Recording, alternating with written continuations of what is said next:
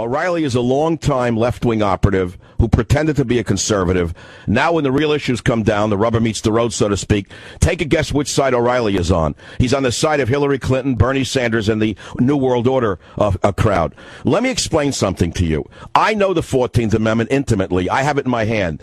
The unconstitutionality of citizenship by birth to non-Americans is a fact of life.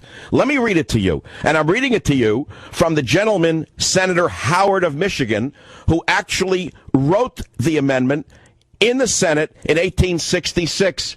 Mr. O'Reilly, did you know it was written in 1866, right after the Civil War? And do you know why the 14th Amendment was written? To make sure that the freed slaves were accepted as American citizens. It was never intended to admit the world, nor was it intended to permit birthright citizenship, nor birth tourism. I'll read it to you. This amendment, Mr. O'Reilly, Bill O'Reilly, pay attention. I know you have very big ears.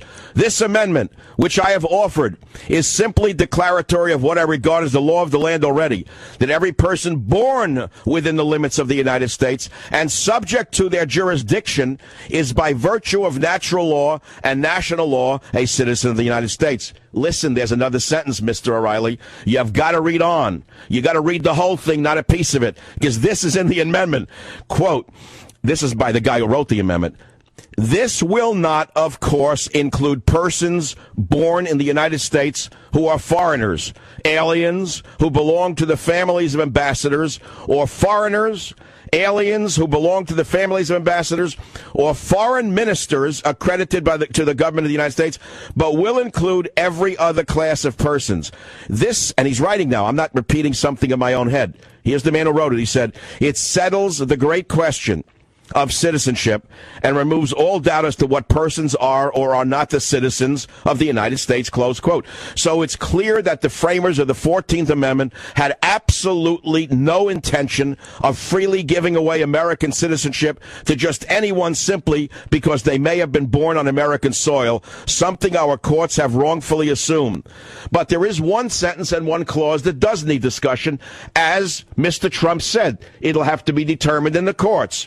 What exactly did, quote, subject to the jurisdiction thereof, that's the quote, mean to the framers of the 14th Amendment? Well, I have an answer for that as well in the Savage Nation. Senator Lyman Trumbull, chairman of the Judiciary Committee, author of the 13th Amendment, and the man who inserted this phrase said this, quote, the provision is that all persons born in the United States and subject to the jurisdiction thereof are citizens. That means subject to the complete jurisdiction thereof. What do we mean by complete jurisdiction thereof? Not owing allegiance to anybody else. That is what it means. In plain English, only children born to American citizens can be considered citizens of the United States, since only an American citizen could enjoy the extent and quality of jurisdiction of an American citizen now. That settles the case. And I'll tell you something else. You want to hear what established law is? That's established law. It was never intended to permit the world to dump their babies on our shores and turn them into instant citizens who can then bring in the mother, the father, the aunt, the uncle, the cousins, and the grandparents. It is either a nation of borders, language, and culture, or it's nothing. It ceases to exist. If you remember your high school biology, it's very simple. You learned what a cell was, and you saw that a plant cell had defined cell walls. Remember? A thick cell wall. That was the extent of the cell of a plant. That cell wall permitted the good stuff to stay in and the bad stuff from coming in, by the way. An animal cell has a cell membrane. Same thing. Without a cell wall or a cell membrane, there is no cell. It dissolves. It oozes out into the greater body.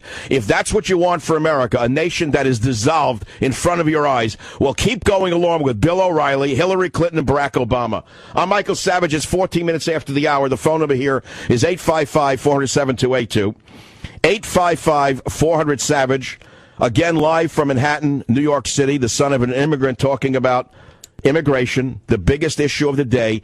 In fact, it is the only issue in this campaign that has really caught on.